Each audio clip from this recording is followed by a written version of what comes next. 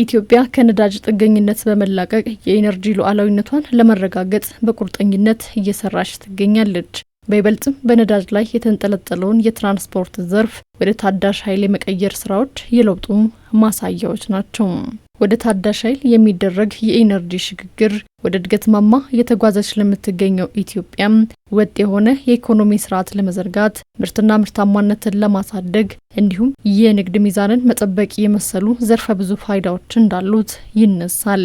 የነዳጅ እጥረት በተፈጠረበት ወቅት እኛ ቀድመን ኢትዮጵያ ውስጥ ካላት ቶታል የነዳጅ ተሽከርካሪ ኦልሞስት ወደ 7-8% ገደማ እየተጠቀምን ነበረ እና ያንን መጠቀማችን በእርግጠኝነት የስፔሻሊ ማስ ትራንስፖርት ሰርቪስ ላይ በመጠቀማችን የነበረውን ችግር በተወሰነ መልኩ መቅረፍ ችለናል። ይሄ የሚያሳየን ምንድነው?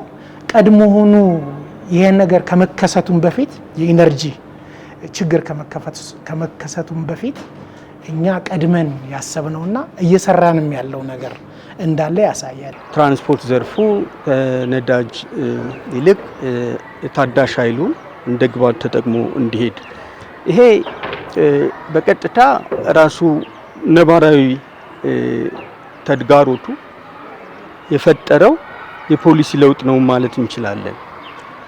ስለዚህ ይሄ ጅምር እጅግ በስፋት መሄድ እንደሚገባው የሚያሳይ ነው ካለን ሀብት አንጻር። ታዳሽ ኃይል የኢነርጂ ሉዓላዊነትን የማረጋገጥ አቅሙ የጎላ እንደሆነም የዘርፉ ባለሙያዎች ይጠቁማሉ። በተለይም በሀገር ውስጥ ያሉ ጸጋዎችን ወደ ታዳሽ ኃይል በመቀየር የኢነርጂ ሉዓላዊነትን ማረጋገጥ መቻል ጥቅሙ እልፍ ነው ይላሉ። የኃይል ዋስትና አረጋገጥም ማለት ለሁሉም ለኢኮኖሚ እድገትም ይሁን ለምን ፓወር ወሳኝ ነው። ፓወር የሌለው ሀገር የኢኮኖሚ እድገት ሊኖረው አይችልም።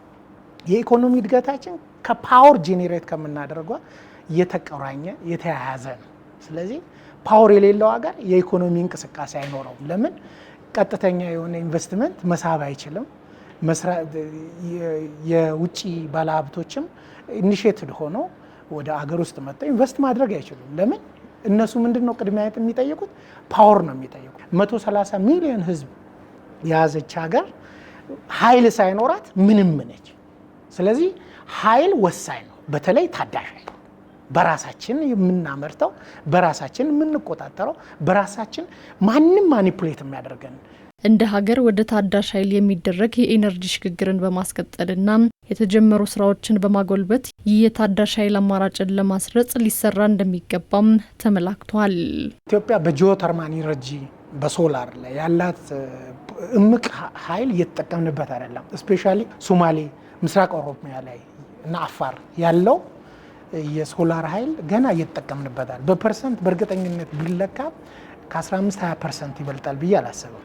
ጂኦተርማል ኢነርጂ ደግሞ የሚባል አለ።